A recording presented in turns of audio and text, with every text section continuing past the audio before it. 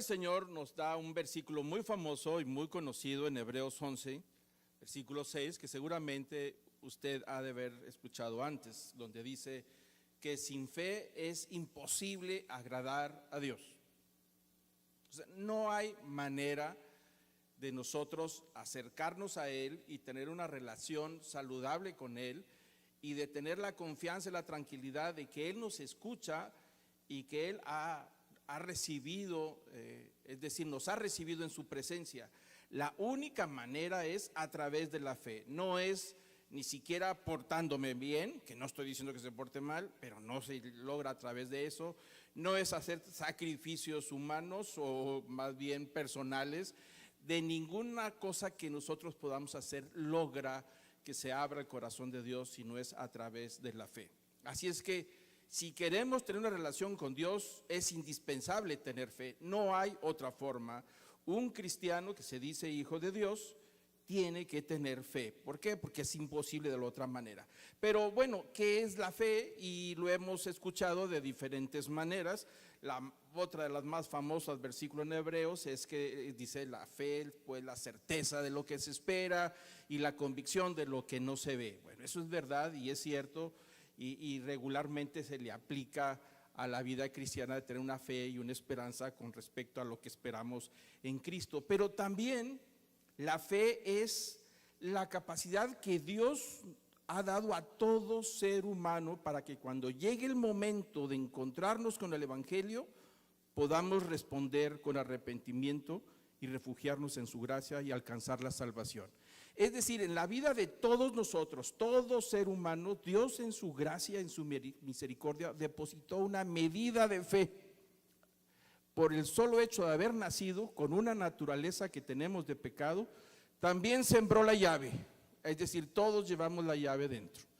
Una medida de fe que cuando llegue el momento que encontremos al Señor, que nos topamos con el Evangelio y nos topamos con la persona de Jesús, nosotros le aplicamos la fe a lo que es la persona de Jesús, como lo he dicho anteriormente, en sus palabras, su enseñanza, lo que Él hizo y su resurrección y sus promesas cuando Él regrese por segunda vez. Todo ese paquete es necesario aplicarle esa fe y fue dada precisamente para responder. Algunos usan la fe para sí mismos o para dirigirlo a objetos de metal o de arcilla o de cualquier otra cosa y algunos dicen, bueno, yo tengo mi fe en mí mismo. Está bien, cada quien lo puede usar, pero si se quiere tratar de salvación y de tener una relación con Dios, no hay otro camino más que el camino de la fe en la persona de Jesús, ¿no?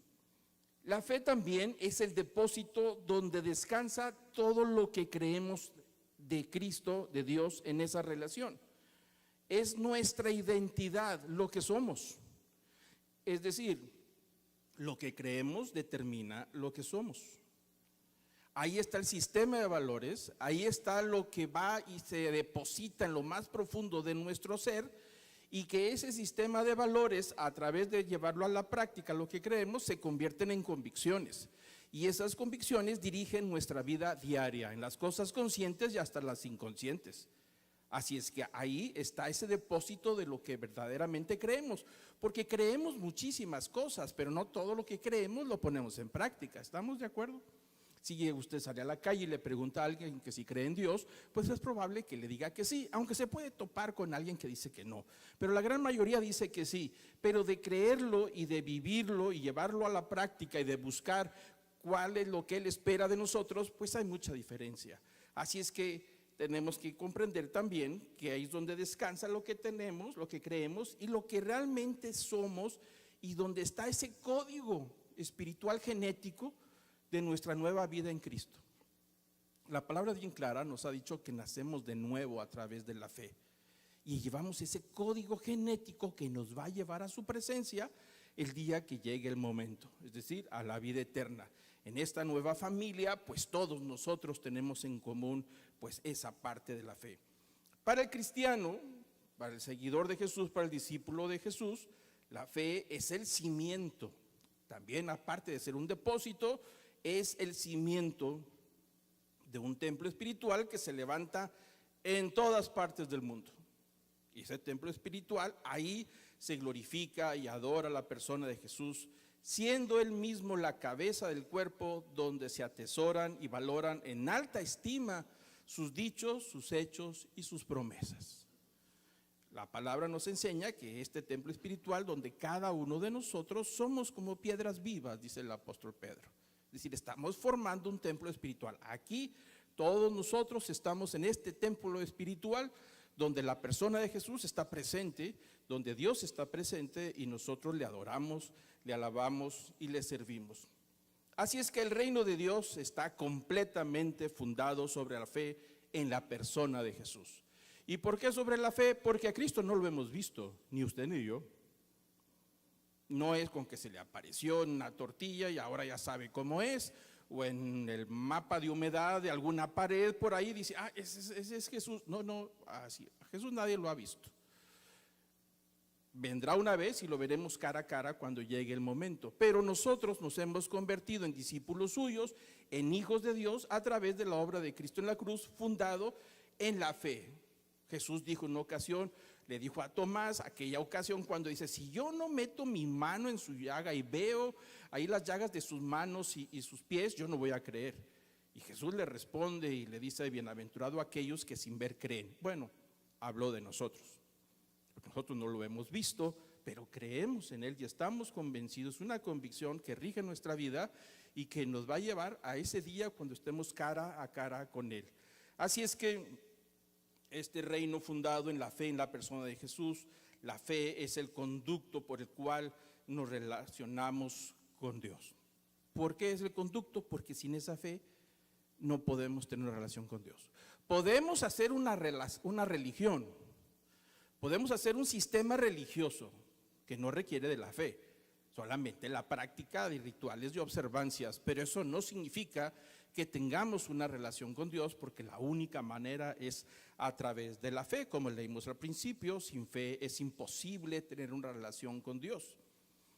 Y entonces nosotros con esta fe de la que estamos hablando nos va a acompañar desde el nuevo nacimiento, es decir, desde el día que nacimos de nuevo en Cristo, esa relación especial, hasta el día que nos encontremos de su presencia. Ahí ya no va a haber necesidad de fe.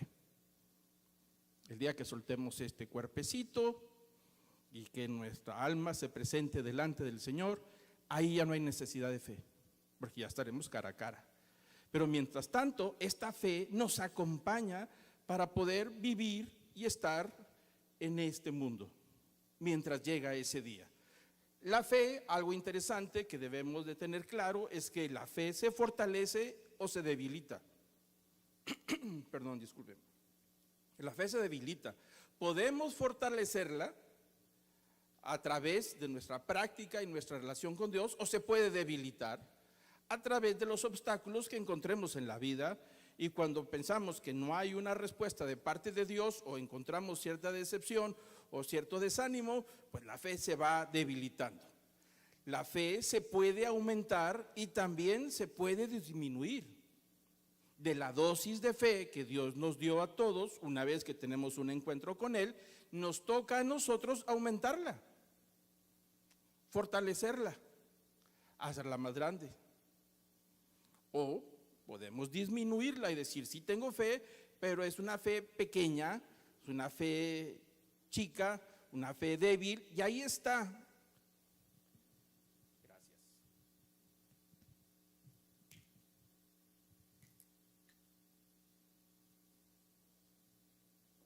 Perdón, aquí había una. Perdón por hacerte dar la vuelta, pero eso es lo que pasa con los pastores que tienen mucha confianza. Entonces, regresando al tema, puede aumentarse, se puede disminuir, y la fe se puede guardar o se puede perder. Fíjese lo interesante, se puede fortalecer, se puede debilitar, se puede aumentar, se puede disminuir, se puede guardar o se puede perder. Es tan importante la fe que sin ella es imposible tener una relación con Dios. Y esto nos lleva a tomar conciencia de nuestra fe, porque sin eso no podemos tener una relación con Dios. Podemos tener una religión, un sistema religioso no requiere de la fe, requiere de la práctica solamente. El apóstol Pablo, cuando trata el tema de la fe, refiriéndose a eso que nos va a acompañar toda la vida y que nos toca a nosotros aumentarla, fortalecerla y guardarla, él en varias ocasiones en sus cartas usa una metáfora como si fuera un asunto deportista, es decir, como si fuera un tema atlético. Y me gustaría tocar estos versículos para poder tener esa comprensión de lo que el apóstol Pablo empieza a explicar, en qué manera debemos de nosotros guardar y cuidar esa fe, y usando esas mismas metáforas que él está explicando. Dice 1 Corintios capítulo 9, versículo 24, dice: ¿no sabéis que los que corren en el estadio, todos a la verdad corren, pero solo uno obtiene el premio? Corred de tal manera que ganéis. Es decir, la vida cristiana es algo que aceptemos o no lo aceptemos, pero es una realidad de que vamos en esa carrera no para ganarle a los demás, sino para ganarnos a nosotros mismos en una carrera llena de obstáculos. Pero dice el apóstol Pablo que debemos de vivir la vida cristiana con tal certeza y seguridad y calidad de vida cristiana para alcanzar el premio. Es decir, no vivir una vida cristiana mediocre. Dice, corre, vive la vida cristiana con lo que tengas que hacer con tal de alcanzar el premio. Y aunque no sabemos que no es un asunto de obras, pero sí es un asunto de que la fe se puede perder. A eso se está refiriendo. Dice el versículo 25: y todo el que compite en los juegos se abstiene de todos. Ellos lo hacen para recibir una corona corruptible, pero nosotros una incorruptible. Y el apóstol Pablo dice que nuestra vida cristiana, en esa carrera que nos toca con la fe, que de llevar nuestra fe hasta que llegue el momento de encontrarnos con Él, dice, usa la misma metáfora diciendo: si los atletas que están en el estadio tienen esa competencia, que se abstienen días antes de ciertas cosas que sabe que no les conviene, porque entonces no lograría el premio, dice, al final de cuentas los ganadores lo que más logran es una coronita de laurel o de olivo, es algo temporal, y ahí están todos los aplausos y le dan su corona ahí en el podium, le ponen su coronita de laurel y luego va a su casa y la cuelga en la pared como recuerdo, y a la semana, 2 semanas ya está seca y podrida. Eso se llama corrupción. Entonces dice el apóstol Pablo, dice, si hay necesidad de quitarnos de nuestra vida estorbos, es decir, prepararnos de tal manera que podamos correr esa carrera, porque obtenemos un premio que es permanente y que no es corruptible. Sabemos que hay obstáculos y sabemos que hay cosas que tenemos que dejar. Es decir, yo no puedo vivir la vida cristiana viviendo en la manera en que vivía antes de conocerle a Él. No se puede. Tiene que haber cambios. Hay cosas que tenemos que dejar. No son compatibles con la vida cristiana.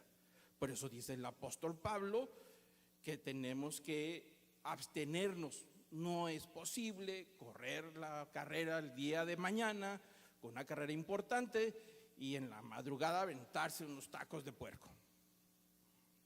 Pues lo más probable es que vamos a batallar al siguiente día. No es posible no tener una disciplina los días o semanas previas a la competencia, sin disciplina, sin acostarse temprano, sin tener una buena dieta y buscar una buena nutrición. Así no se gana la carrera. Dice el apóstol Pablo que nosotros debemos de vivir esta vida cristiana precisamente entendiendo de que no todo cabe ahora en la vida cristiana. No todo lo que hacíamos antes cabe, y ahí tenemos que cortar con ciertas cosas que nos estorban. Y entonces empieza a decir el apóstol Pablo que lo hagamos por algo, una recompensa que es incorruptible. Deshacernos de todo lo que nos estorba y correr la carrera con nutrición, es decir, con una nutrición de fe, una nutrición de la palabra de Dios, que estar expuestos a la palabra nos nutre, con una nutrición de la oración, con una nutrición de la práctica de la vida cristiana. Esas cosas nutren nuestro espíritu y nos van fortaleciendo.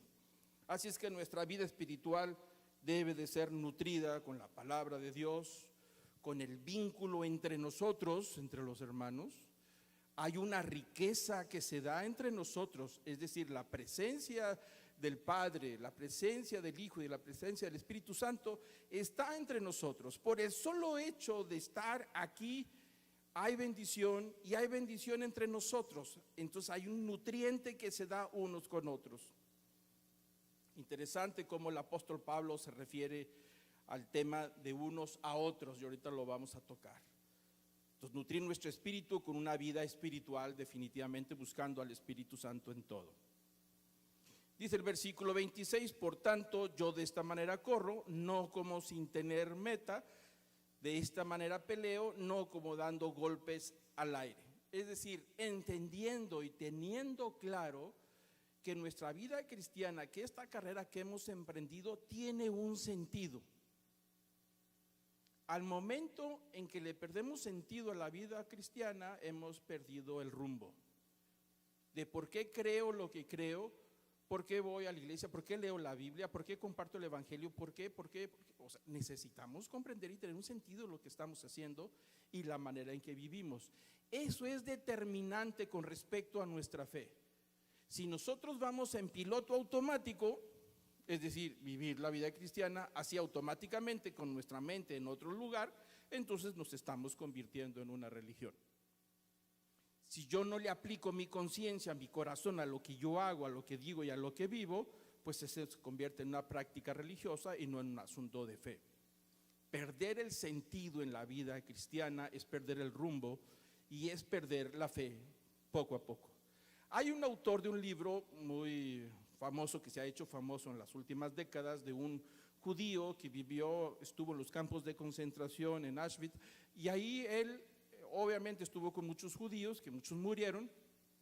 Él sobrevive al holocausto, era un psicólogo que escribió varios libros, pero entre ellos escribió un libro que se llama El sentido de la vida. Me estoy refiriendo a Viktor Frankl, a lo mejor algunos de ustedes lo han leído.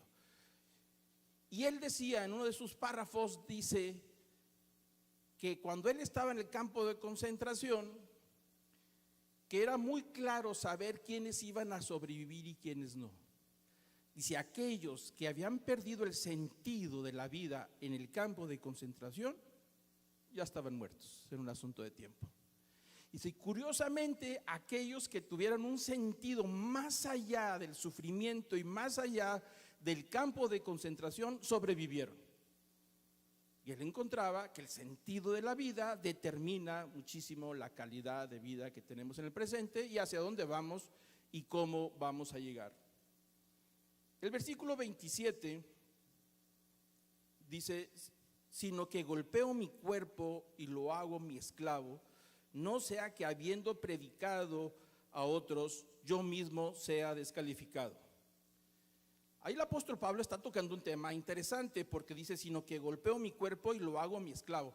No se refiere a esas prácticas religiosas de agarrarse un látigo y darse los espaldazos, es decir, mortificar el cuerpo. Que los deseos que uno siente los voy a hacer desaparecer a través de un maltrato físico. No se refiere, por supuesto, a esto. Se refiere a sujetarnos a nosotros mismos, nuestras propias pasiones.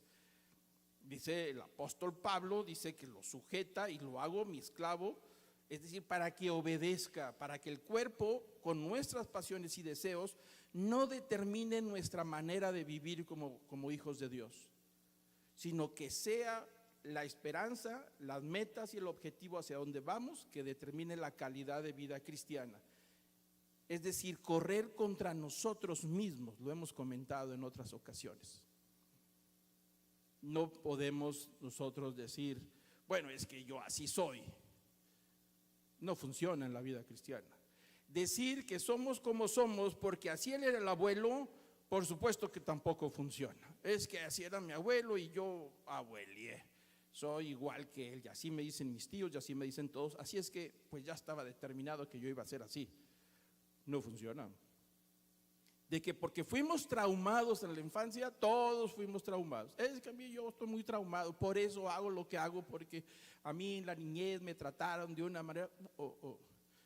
Nada de eso funciona, porque una vez que llegamos a la edad adulta y una vez que llegamos a tomar nuestra decisión de una vida nueva en Cristo, somos responsables delante de Dios y somos los únicos responsables de nuestras acciones, de lo que hacemos, de lo que decimos delante de Él. No podemos echarle la culpa a nadie.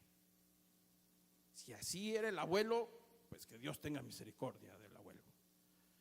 Pero si viene aún esa parte en mí, yo me toca la responsabilidad de sujetar mi propio cuerpo. Es que yo batallo mucho porque Dios me hizo así. ¿Para qué Dios me hizo así? No. Dios no nos hizo así. Somos resultado de una naturaleza de pecado. Es decir, todos nosotros tenemos la naturaleza hacia el mal, pero nos toca a nosotros, como dice el apóstol Pablo, sujetar el cuerpo hasta que obedezca. No lo podemos soltar, dejarlo libre con todas las pasiones. Yo cito un ejemplo cuando toco este tema que me llevó a reflexionar sobre ese tema. Por muchos años yo tenía un perro que llegaba en la noche a mi casa y lo acostumbré, sin planearlo, pero lo acostumbré a que siempre al llegar le daba una salchicha, pero siempre le pedía que se pusiera en sus dos patas traseras de pie. Y él ya lo sabía. Me veía desde que metía el automóvil, se ponía en sus dos patas sabiendo que ya ahí viene la salchicha, ya andaba. Y yo le daba su salchicha todos los días. Pero nunca lo vi, cuando yo estaba en mi casa descansando, nunca vi al perro caminando en el jardín en dos patas. ¿Por qué? Porque no es su naturaleza. ¿Pero lo puede hacer? Claro que lo puede hacer. ¿Pero por qué no lo hace? Porque no es su naturaleza. Entonces el perro estaba dispuesto a hacer algo que va contra su naturaleza por un pequeño premio. Por eso dice el apóstol Pablo, cuanto más nosotros por algo que es mucho mayor. Otro ejemplo, vemos ahora ya no, gracias a Dios, pero veíamos a los elefantes entrenarlos y ponerlos de cabeza.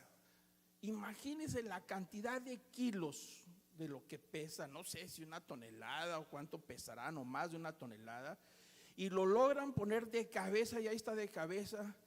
Y él levantando las patas traseras y todo el mundo aplaudiendo. Entonces el entrenador se le acerca y le da ahí en el hocico, no sé, chocolate, algo le da. ¿Lo puede hacer? Sí lo puede hacer. Pero jamás en el ratos libres del elefante se para de cabeza por gusto. Ni cuando lo sueltan en los santuarios de elefantes, ahí anda ahí parándose de cabeza o sentándose en una piedra, porque lo puede hacer. Porque no es su naturaleza, aunque lo pueda hacer. Lo hace por una pequeña recompensa. Cuanto más nosotros sujetar este cuerpo que nos dice que hagamos cosas que no está bien, por algo que es mucho mayor, que es vida eterna. Entonces el apóstol Pablo dice que en esta vida cristiana, aplicando la fe, tenemos que aprender a sujetar nuestra propia naturaleza. No podemos vivir desparpajadamente, solamente porque esa es mi pasión y porque a mí se me antoja y porque Dios me lo puso ahí y lo tengo que hacer. ¿Por qué? Porque pues, Dios que me lo quite. No se puede, de ninguna manera. Por eso dice el apóstol Pablo que tenemos que correr contra nosotros mismos en esa carrera que a veces nos podemos llevar de que estamos agotados o cansados. Dice 2 Timoteo 2, versículo 2 y 5, dice, y lo que has oído de mí en la presencia de muchos testigos, eso encarga a hombres fieles que sean idóneos para enseñar a otros. Y ahí está hablando de una carrera de relevos. Es decir, yo me esfuerzo, llevo el relevo, que es el evangelio, la estafeta, y ahí voy corriendo y llega un momento en que se la tengo que entregar a otro. Entonces ahí está hablando de 3 generaciones claramente, que es el Timoteo, los hombres idóneos, hombres fieles, y otros que son idóneos. Es decir, aprender que lo que hemos aprendido en la vida cristiana tenemos que compartirlo con otros que van a la mitad del camino o avanzando cuando llegue el momento. Dice Romanos 12, versículo 5, así es que nosotros, que somos muchos, somos un cuerpo en Cristo e individualmente miembros los unos de los otros. Quiere decir esto que nosotros corremos como grupo, como cuerpo de Cristo, como todos, no podemos dejar a los más débiles atrás.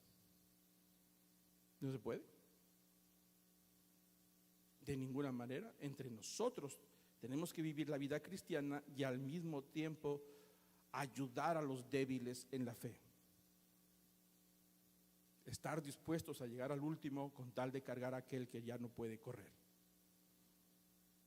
Tenemos que correr juntos. Más de 30 veces el apóstol Pablo repite en forma positiva las palabras unos a otros en todas sus cartas. Yo le invito de veras, ahora con las computadoras y toda la tecnología es muy sencillo. Ponga solamente la palabra unos a otros. Y aunque aparece en parte negativa, es más la cantidad de versículos que aparece en forma positiva. Es decir, que nosotros no somos cristianos solos, de la secreta. Así decíamos antes, que éramos de la secreta. Es decir, alguien que es cristiano y nadie sabe que es cristiano. Nadie sabe que es discípulo de Jesús. Oye, tienen ya 20 años trabajando en la oficina y compañeros. Y se encuentran en la iglesia. Hola, fulanito. Mira qué bueno. Si yo aquí vengo, pues yo también. ¿Eres cristiano? Sí. Yo también. ¿Desde cuándo? No, pues ya tengo 20 años. Yo también. Sí trabajaban juntos y no sabían. Es decir, es un hecho que nosotros tenemos que vivir una vida no convenciendo a todos de que somos cristianos, pero nuestra manera de vivir debe de llamar la atención. Así de sencillo. Sin tener que darles todo un tratado de teología o de evangelismo. El mejor evangelismo es nuestra manera de hablar, nuestra manera de vivir, nuestra manera de actuar y nuestra manera de sobrellevar a los más débiles, a los más frágiles, a los que van empezando. La idea de unos a otros que el apóstol Pablo habla quiere decir que todos estamos conectados como una red. Yo me conecto por un lado con algunos, por otro lado con otros, otros se conectan conmigo y estamos todos juntos y formamos ese cuerpo espiritual, que esa es una red al final de cuentas. Por esa razón nosotros no podemos correr la vida cristiana solos en la secreta, olvidándonos de todos los demás. El apóstol Pablo dice que cuando hagamos el bien lo hagamos primeramente a los de la familia de la fe. Si hay una responsabilidad, corresponsabilidad, hay una responsabilidad mutua de ayudarnos mutuamente. Y cuando dice unos a otros, dice el apóstol Pablo, tened preferencia unos a otros. Si yo voy a regalar algo porque no lo necesito, primero debo pensar en los hermanos de la fe o mis hermanos en la carne y ver si lo necesitan. Si nadie de ellos lo necesitan, entonces buscar al siguiente círculo. Por eso dice preferencia unos a otros, amaos unos a otros, soportando unos a otros. ¿Quiere decir que somos fáciles? No, no somos fáciles. No hay nadie fácil, nadie. Habrá algunos que se nos facilita por nuestra personalidad llevarnos bien con otros. Pues es nuestra personalidad la que facilita. Y con otros va a ser muy difícil. Pero de que somos complicados, todos somos complicados. Es nuestra naturaleza la que lo complica. Por eso dice el apóstol Pablo que a pesar de nuestras complicaciones, tenemos que aprender a soportarnos unos a otros, sobrellevándonos unos a otros. Es decir, cargando unos con otros, no mintiendo unos a otros, tolerando unos a otros. Hay que tolerarlos unos a otros. Algunos me tienen que tolerar, así, y yo lo sé. Y bueno, pues habrá que tolerar a otros. Eso es parte de los vínculos de la fe. Ser del mismo sentir de unos a otros, aceptarse unos a otros. Es decir, yo quisiera que fuera diferente, pero no lo es. No es como yo quiero, es así. Y es cristiano, hijo de Dios, vive su vida cristiana y lo aceptó como es. Cuando nosotros no respetamos estos puntos de lo que dice el apóstol Pablo unos a otros, se dan las tensiones, y esas tensiones que se dan entre nosotros Son semillas que se van generando y van creciendo dentro de nosotros hasta que se convierten en problemas delicados y graves, y que hay gente que pierde la fe por esa razón. Va a decir, ¿a poco tanto así? Sí. El porcentaje de personas que dejan de asistir a la iglesia o a grupos de estudio bíblico no es por Cristo. No. Es por las relaciones interpersonales. Ahí está, y eso en todos lados. Es porque, no, yo no aguanto fulanita, la verdad, mira, hago mucho esfuerzo de estar ahí. Bueno, el apóstol Pablo nos dice que en la vida cristiana tenemos que aprender a desarrollar habilidades para sobrellevarnos, para soportarnos, y que otros harán lo mismo con nosotros, para aceptarnos, para tener el mismo sentir y para amonestarnos unos a otros. El otro punto, dice el apóstol Pablo en 2 de Timoteo, capítulo 2, versículo 5, dice, y también el que compite como atleta no gana el premio si no compite de acuerdo a las reglas. Aquí está la otra carrera. Y dice el apóstol Pablo que debemos de vivir la vida cristiana con nuestra fe y vivirla de acuerdo a las reglas que Dios ha puesto, no las nuestras. Yo no puedo hacer a Dios que sea como yo quisiera, y que entonces yo pongo mis propios mandamientos y no los que Él tiene. Vivimos en una época, en un mundo muy complicado, donde se vive una relatividad, es decir, todo es relativo. Mientras yo no te haga daño a ti, tú no me hagas daño a mí, ahí está, pero cada quien su vida. Bueno, en la vida cristiana, en la relación con Dios, Él puso las reglas y Él puso los puntos de cómo debemos de correr esa carrera y cómo debemos de vivir, si es que queremos un premio y una recompensa incorruptible, a la que dice el apóstol Pablo. Si no nos interesa la vida futura después de la muerte, pues bueno, está bien, ir a la iglesia al cabo socialmente es muy agradable y la gente es buena onda y buena gente, pero Cristo no murió en la cruz por eso. Hay que ser claros.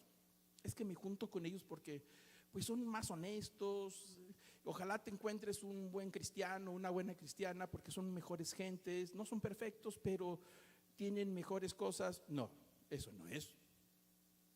Es el resultado de una vida transformada, pero ese no es el objetivo. El objetivo es muy claro, que tenemos que vivir de acuerdo a los principios de Dios, no a los míos. Y llevar los principios de Dios, por supuesto, producen una fe madura, y esa fe madura nos va a acompañar el resto de la vida. No podemos hacer trampa en la vida cristiana. No hay camino corto. No existe. No podemos sacarle la vuelta a los principios de Dios y buscarle un argumento acomodaticio para poder que se acomode a mi manera de vivir. Así no es. Dios es muy claro, muy transparente, y sus principios están ahí, principios que producen vida. Hace muchísimos años algunos de ustedes se acordarán, los que tienen más o menos mi edad, los más jóvenes no, pero se van a enterar. Hace muchos años, en una campaña presidencial aquí en México, uno de los candidatos, y perdón si piso un callo, pero así es la realidad de la vida, uno de esos candidatos se le ocurrió ir a competir en un maratón en Alemania o Berlín, por allá, no me acuerdo cuál, porque se quería ver él muy moderno, muy atlético, así se quería ver en campaña, y bueno, pues está bien, y se fue. Y en ese maratón gigantesco, donde hay miles los que compiten, pues ahí está en la meta junto con todos, haciendo sus movimientos, así entrenamiento, calentamiento, y de repente sale el maratón, empieza y se va corriendo un ratito, unos cuantos kilómetros, no sé si 1 kilómetro o 2, no sé, y de repente pues se desvía y se ve todo en las cámaras porque lo filmaron. Se va desviando entre los matorrales y aparece en la ventana de un hotel que estaba ahí cerca. Y cuando viene de regreso la multitud del maratón, pues sale del hotel y lo siguen filmando y sale y se integra. Y ahí va corriendo y termina en la meta. Y quedó grabado. Por supuesto que la descalificaron, no le dieron la constancia de competencia. Esa es una realidad. Gracias a Dios que no ganó, porque si eso lo hace en la vida diaria, pues cómo nos iría a nosotros, ¿no? Entonces el punto está en que nosotros no podemos jugar dos carreras, la carrera corta donde nadie se da cuenta y la carrera larga como cristiano. No hay caminos cortos. Dice Gálatas 6, no os engañéis, Dios no puede ser burlado, pues todo lo que el hombre sembrare, eso también segará. No hay vuelta de hoja. No hay negociación en estos principios. Una ocasión, una persona se me acercó hace muchos años para pedir oración sobre una situación muy delicada, y entonces empieza a decir: si todo esto funciona, te lleva su comisión. Le dije: perdón, yo aquí en la comisión no soy vendedor. Yo no soy vendedor, no podemos. Entregue su corazón a Cristo, busque sus principios, haga las cosas de acuerdo a las reglas, Dios lo va a bendecir, y cuando Dios lo bendiga, entonces dele la honra al Señor. A Él le pertenece. Entonces tenemos que entender que lo que sembramos, eso cosechamos. No hay vuelta de hoja. A Cristo, al Señor, no lo podemos engañar. Se da cuenta de todos nuestros escondites que vamos y queremos seguir en el maratón y descansar en el hotel y luego terminar en la tarde ya de regreso e integrarnos a la carrera. No se puede. Es muy claro. Por eso dice el apóstol Pablo que nadie, que también el que compite como atleta no gana el premio si no compite de acuerdo a las reglas. Nosotros no podemos comprar la gracia, no se puede. Y eso se hizo por siglos. Eso se llama simonía, es un concepto que se acuñó a través de los siglos, que se llama simonía, es decir, comprar los privilegios de Cristo, inclusive comprar la salvación, pensando que lo que a Dios le interesa es el recurso económico cuando eres el dueño del oro y de la plata. No hay camino corto para llegar a la presencia del Señor.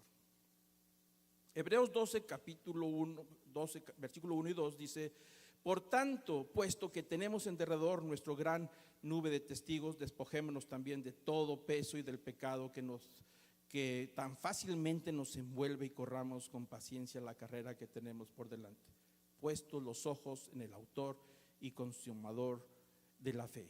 No podemos correr la carrera de la fe cargando con los huesos de nuestro pasado.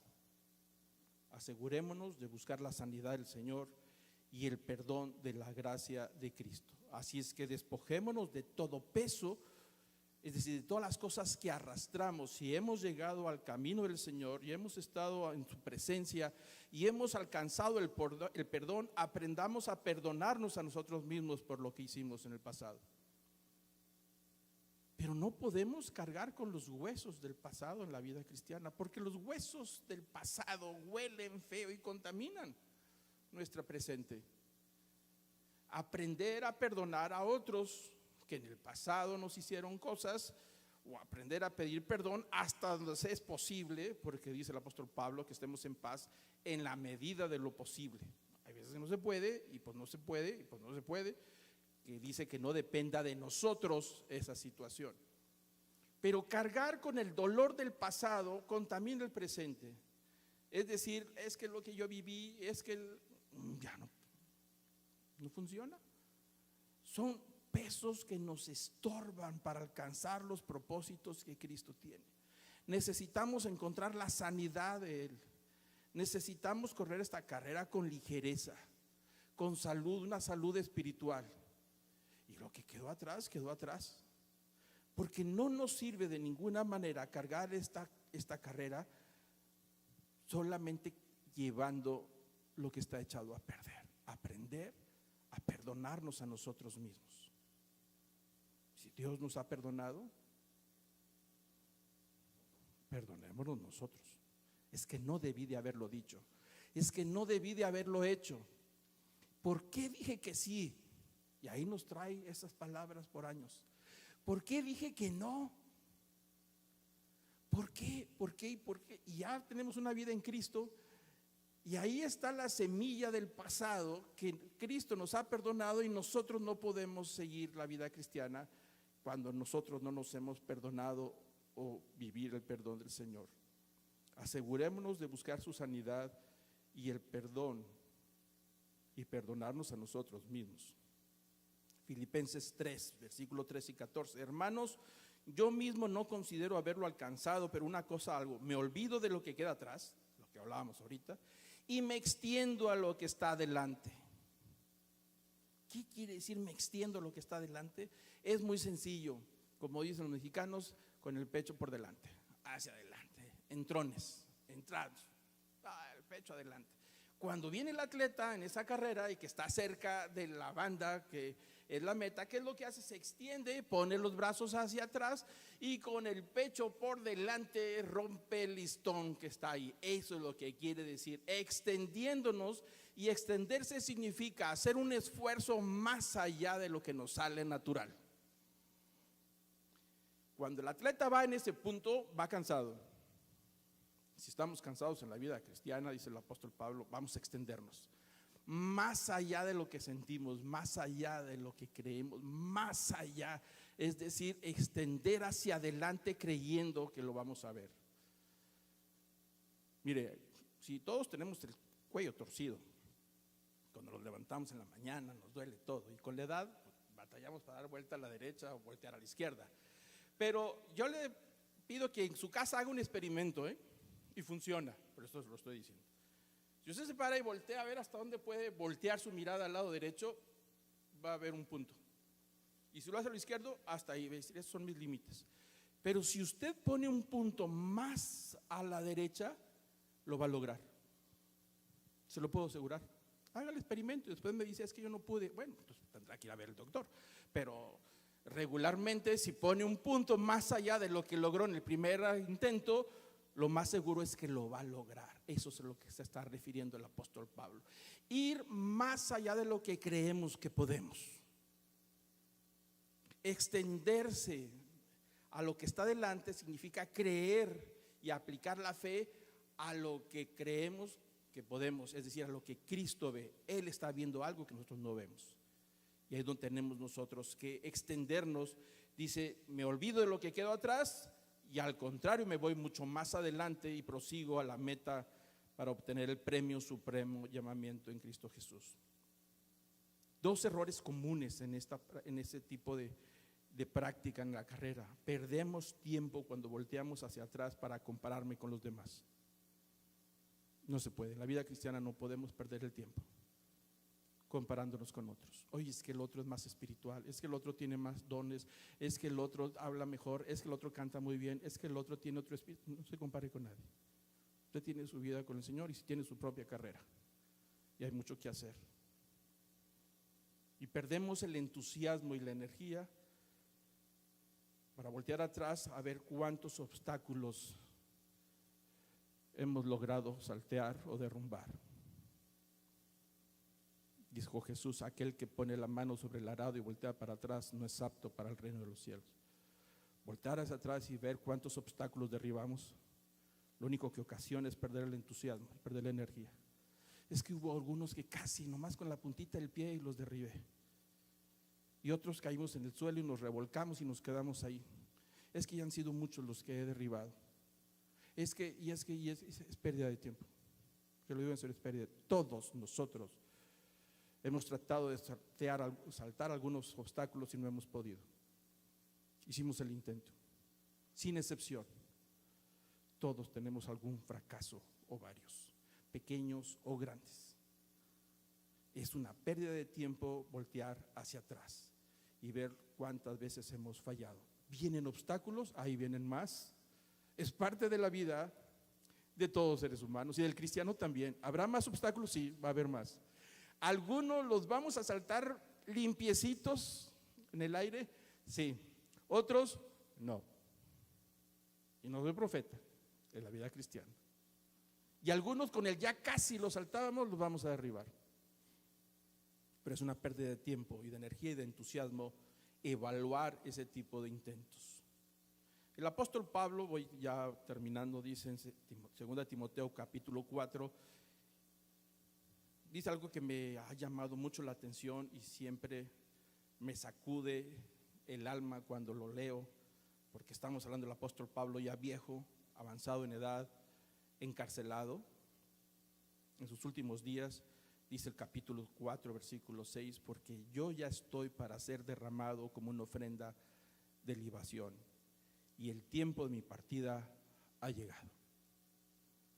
Palabras de este hombre que estamos leyendo estas cartas de él, hablando de la fe, y ahora está al final de sus días, a unos cuantos días de ya terminar con su vida. Dice: yo ya estoy listo para ser derramado como una ofrenda en el altar. Una libación es cuando está el altar del sacrificio ahí, derramaban una ofrenda de libación de vino o de aceite o de algún otro líquido, y eso era parte que se integrara y saliera el vapor. Dice: así estoy yo ya listo para eso. El día de mi partida ha llegado. Dice el versículo 7: he peleado la buena batalla. Y dijo que era buena. Dice que peleó la buena batalla. Aquí, a ver, ¿cómo está este asunto?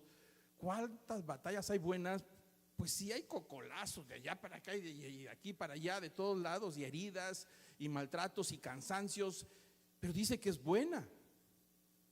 He peleado la buena batalla y he terminado la carrera. Y luego dice: y he guardado la fe. Dice: me pasó de todo en la vida, cosas buenas y cosas malas, todo me sucedió, pero yo ya estoy listo. Pero aquí tengo mi fe, ni la debilité, al contrario, se fortaleció, y no la perdí, la traigo todavía conmigo, porque la guardé con toda mi fuerza, con todo mi corazón y con todo mi espíritu.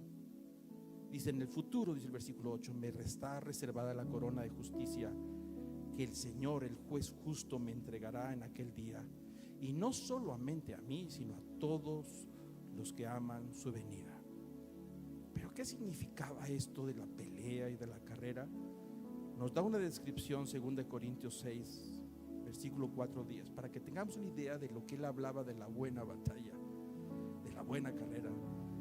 Dice el versículo 4: sino que en todo nos recomendamos a nosotros mismos como ministros de Dios, en mucha perseverancia, en aflicciones, en privaciones, en angustias, en azotes, en cárceles, en tumultos, en trabajos, en desvelos, en ayunos, en pureza, en conocimiento, en paciencia, en bondad, en el Espíritu Santo, en amor sincero, en palabra de verdad, en el poder de Dios, por armas de justicia, para la derecha y para la izquierda, en honra y deshonra, en mala fama y en buena fama, como impostores pero veraces, como desconocidos pero también conocidos, como moribundos y aquí vivimos, como castigados pero no condenados a muerte, como entristecidos mas siempre gozosos, como pobres pero enriqueciendo a muchos, como no teniendo nada aunque poseyéndolo todo. Somos conocidos como pobres, pero ayudamos a tanta gente, enriquecimos a otros. Y luego le da detalles en otra carta, 2 Corintios 11, de los obstáculos de la vida, de esa carrera que dice: he ganado la carrera y tuve obstáculos, y los empieza a describir. Dice 11:23: son servidores de Cristo, hablo como si hubiera perdido el juicio. Yo más, en muchos trabajos, en muchas más cárceles, en azotes, en sinnúmero de veces, a menudo en peligros de muerte. 5 veces he recibido de los judíos 39 azotes. 3 veces he sido golpeado con varas. 1 vez fui apedreado. 3 veces naufragué. Y he pasado una noche y un día en lo profundo, con frecuencia en viajes, en peligros de ríos, peligros de salteadores, peligros de mis compatriotas, peligros de los gentiles, peligros en la ciudad, peligros en el desierto, peligros en el mar, peligros entre los falsos hermanos, en trabajos y fatigas, en muchas noches de desvelo, en hambre y sed, a menudo sin comida, con frío y desnudez. Y además de tales cosas extremas, están sobre mí la presión cotidiana de la preocupación por todas las iglesias. ¿Quién es débil sin que yo sea débil? ¿A quién se le hace pecar sin que yo no me preocupe intensamente? Si tengo que gloriarme, me gloriaré en cuanto a mi debilidad. Y dice en 2 Corintios 12:9: y él me ha dicho: te basta mi gracia, pues en mi poder se perfecciona en tu debilidad. Por tanto, muy gustosamente me gloriaré más bien en mis debilidades, para que el poder de Cristo more en mí. Por eso me complazco en las debilidades, en los insultos, de privaciones, en persecuciones y en angustias por amor a Cristo, porque cuando soy débil, entonces soy fuerte. Creo que la descripción me rebasa a mí. No me deja oportunidad de quejarme de nada. Cuando describe los obstáculos que tuvo en su vida, cuántas veces estuvo en peligro, y las noches sin dormir, si es padre de familia, padre o madre o hermano, el negocio, el trabajo, que a veces no nos deja dormir y nos hace sufrir. ¿Y cómo le haré? ¿Qué pasará?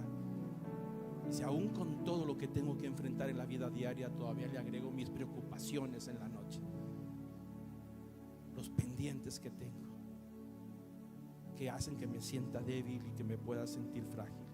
Pero dice, no, de ninguna manera, porque en esas debilidades y en esas flaquezas que tengo, ahí se demuestra el poder de Cristo que nos sostiene.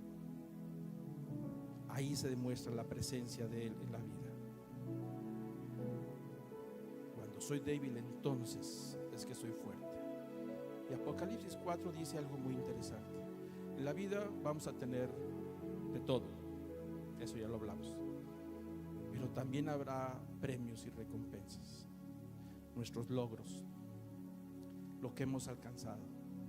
Pero en el Apocalipsis dice que al final de los tiempos hay un versículo que me llama mucho la atención. En el capítulo 4:10 dice el apóstol Juan que vio 24 ancianos se postraron delante del que estaba sentado en el trono y lo adoran al que vive por los siglos de los siglos. Dice, y echan sus coronas delante del trono, diciendo, es decir, todo lo que soy es para ti. Todas mis preseas, mis recompensas y mis premios y mis reconocimientos y mis aplausos son para ti, porque soy lo que soy por ti, porque estoy aquí por ti. Mi persona te pertenece totalmente. Tú me diste las habilidades, pusiste las oportunidades, me diste la fuerza para trabajar, la gracia para detectar los negocios, cómo hacer el dinero, cómo compartir, cómo vivir la vida, cómo lograr el reconocimiento. Dijo, todo lo que soy. Dice que los ancianos se quitaron sus coronas y dijeron, es para ti. Es decir, no nos podemos quedar con la gloria que le pertenece solamente a Él. A Él es la gloria. Y dice el versículo 11, digno eres tú, dijeron estos ancianos, Señor y Dios nuestro, de recibir la gloria, el honor, el poder, porque tú creaste todas las cosas y por tu voluntad existen y fueron creadas. ¿Estamos cansados? Es probable que sí. ¿Vamos a estar cansados? Es probable que sí. ¿Ha habido alegrías? Sí. ¿Tiempos de fiesta? Sí. ¿Ha habido lágrimas? También. ¿Ha habido momentos que decimos ¿hasta cuándo? Sí. Todo eso está ahí. Pero la promesa del Señor para sus hijos que guardan la fe y que dicen, he pasado de todo, pero mi fe aquí está, para atrás ni para agarrar vuelo, porque esta fe es la que me sostiene. Esta fe es la que me permite anclarme al trono de la gracia de Dios y seguir adelante. Pero Él dice, Isaías 40, Él da fuerza al fatigado y al que no tiene fuerza aumenta su vigor. Aún los jóvenes se fatigan y se cansan, pero los que esperan en el Señor renovarán su fuerza. Es decir, se acabó la fuerza, ya no hay, pero vendrá una extra más para seguir la carrera que continúa. Los que esperan en el Señor renovarán su fuerza, se remontarán con las alas como el águila, correrán y no se cansarán, caminarán y no se fatigarán. ¿Qué es lo que viene por delante? No lo sé. Alguien podrá decir, pues a como me fue en los últimos años, es probable que así será en el futuro. En Cristo no sabemos. Lo que que viene, lo que venga. Pero una cosa sí sabemos: anclamos nuestra fe en el trono de la gracia y nos mantenemos firmes hasta el día en que llegue el momento de soltar este cuerpo y encontrarnos con Él y decirle: Señor, gracias, nunca me dejaste solo. Te entrego la fe que me diste cuando nací, te la entrego fortalecida, te la entrego santificada, te la entrego engrandecida. No la perdí, aunque hubo momentos que no me faltaron ganas para renunciar, pero aquí está. Y a ti te entrego todo lo que soy, y que recibas la gloria. 1 Pedro 5 dice: el Dios de toda gracia, que os llamó a su gloria eterna en Cristo, Él mismo os perfeccione, afirme, fortalezca y establezca. A Él sea el dominio por los siglos de los siglos. Le voy a pedir que cierre sus ojos y le voy a pedir que se ponga de pie. Si puede y se siente en esa libertad de levantar sus manos al Creador de la vida, al que nos ha dado lo que somos y lo que tenemos, y que tiene los años por delante, están totalmente en sus manos. Todo lo que yo necesito, lo que busco y me hace falta, están totalmente en las manos de Jesús, y por eso estamos aquí. Entonces yo le pido que levante sus manos, que me acompañe a orar y decirle: Señor, a ti te entrego lo que soy. A ti te entrego, Señor, mi pasado, te entrego el presente y los años que vienen. Gracias por haberme dado esa fe que me ha permitido acercarme a ti y refugiarme en tu gracia. Te pido que tu Espíritu Santo me dé la fortaleza cada día, la sabiduría cada día, de poder, Señor, mantenerme firme a pesar de los obstáculos. Y cuando llegue el día de la recompensa, que todos los aplausos, que todas las preseas, que todos los reconocimientos, si algo hay bueno en nosotros, te lo debemos a ti, para que a ti sea la gloria, el honor y el poder. Enséñanos a sobrellevar las cargas unos a otros y a correr juntos y no dejar a nadie atrás. Gracias, Señor, por tu Espíritu. Gracias por tu palabra. Gracias por esa fe que conservamos y transmitimos a las siguientes generaciones. A ti sea el honor, el poder, la majestad por los siglos de los siglos. Amén. Porque nos damos un aplauso al Señor de gratitud. Dígale: gracias, Señor, gracias, Padre, gracias, Espíritu Santo, gracias, Señor, en el nombre de Jesús. Amén.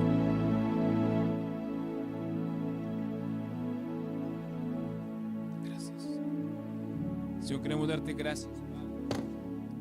Gracias por tu amor. Gracias por tu misericordia. Señor, gracias por tu palabra. Que la obra que está iniciando hoy en nuestros corazones, tú la vayas perfeccionando hasta el día de tu venida, Señor. Dios te lleve y te traiga con bien. Esta semana seas bendecido. Que el Señor resplandezca su rostro sobre tu vida y Él te dé paz, te proteja y te defienda, y que Él ensanche tu territorio y que te dé esa vida buena, apretada y remecida. Gracias, Dios, porque podemos entregar los diezmos y ofrendas obedeciendo a tu palabra. En el nombre de Jesús, amén.